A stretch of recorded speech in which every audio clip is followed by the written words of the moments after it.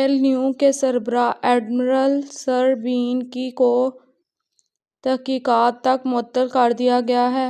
معطلی کی وجوہات کا عوامی طور پر انکشاف نہیں کیا گیا۔ انکوائری معطلی کے ارد گرد کے حالات کا جائزہ لے گی۔ رائل نیوی عبوری قیادت میں کام جاری رکھے گی۔ 2 آدمیوں کو نارتھمبرلینڈ میں مشہور سائکامور گیپ ٹری کو کاٹنے کا قصوروار پایا گیا ہے۔ درخت کو ایک ایسے فعل میں کاٹا گیا تھا جسے بے عقل اور بیوقوف کہا جاتا ہے۔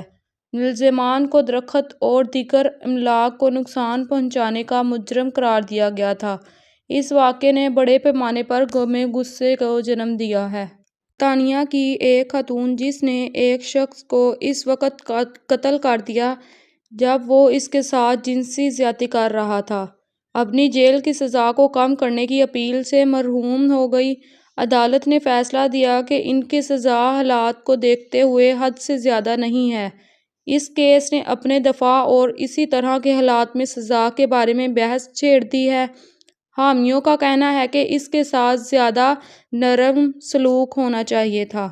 سائمن مان، ایک برطانوی کرائے کا فوجی، 72 سال کی عمر میں انتقال کر گیا ہے۔ وہ سن 2004 میں استوائی گنی میں ونگا بغاوت کی کوشش کے پیچھے تھا، جو حکومت کا تختہ الٹنے کی سازش تھی۔ مان نے ناکام بغاوت میں اپنے کردار کے لیے جیل میں وقت گزارا۔ اس کی میراث تنازعات اور کرائے کے کارناموں سے نشان زد ہے۔